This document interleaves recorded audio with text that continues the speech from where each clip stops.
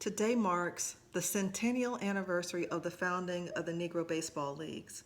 I wanted to take a second and talk a little bit about the history behind the founding of the leagues and the circumstances under which they were found. So if we're talking about the early 20th century, recall that we're in a season following the Civil War and Reconstruction in which mass reprisals were sought against blacks in the South for the progress they had made after the war. With the Plessy versus Ferguson decision coming down in 1896, the Supreme Court declared separate but equal the law of the land, and Jim Crow was officially codified. The early 20th century saw a significant increase in Ku Klux Klan activities, lynchings, and race riots, perhaps the most notorious being the Black Wall Street riots in Tulsa, Oklahoma in 1921, which resulted in an estimated 150 to 200 black Tulsans being killed by angry white mobs. This is the climate in which black athletes of the day found themselves, which makes what they accomplished in this era all the more remarkable. As blacks were encountering these acts of domestic terrorism, they were flourishing from a cultural and creativity standpoint.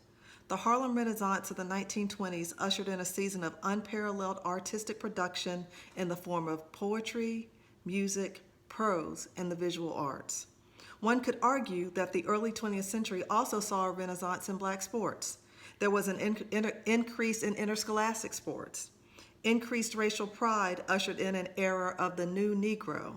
Sports was a cultural affair, a symbol of possibility, according to Jennifer Lansbury. There was perhaps no greater contributor to the Renaissance than Arthur Rube Foster, the father of black baseball and founder of the Negro National League.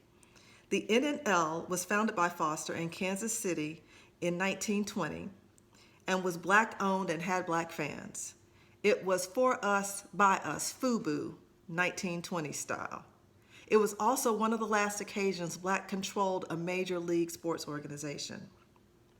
Foster saw the NNL as a feeder of black players to the major leagues.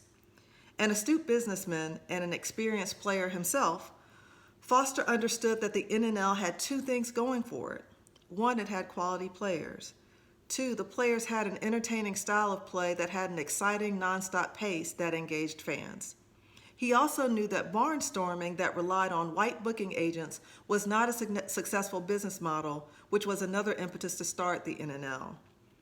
Foster poured himself into the league, perhaps to his own detriment. He was what we'd call a micromanager today. His ultimate goal was to see black franchises and players in the major leagues. When that dream was denied of him by MLB Commissioner Kennesaw Landis, Yankees GM John McGraw, and American League President Ban Johnson in 1926, it crushed him and led him to have a nervous breakdown. Ultimately, another league, what's popularly known today as the Negro League, was founded, but it didn't adopt the same business model of the NNL and didn't experience the same level of success. It lacked the leadership of a Rube Foster to catapult it. Its legacy, among other things, is that it did serve as the feeder from which black players were poached when the NLB decided to integrate the major leagues in the mid-1940s. This more or less marked the death knell for Negro baseball. Generally speaking, the Negro Leagues were the antidote to what Bill Rhoden calls the jockey syndrome. With their own sports leagues, blacks didn't have to worry about the rules being changed to assure that whites dominated. In this unique way, segregation forced unity in the black community by driving it to create its own economic and educational opportunities and institutions.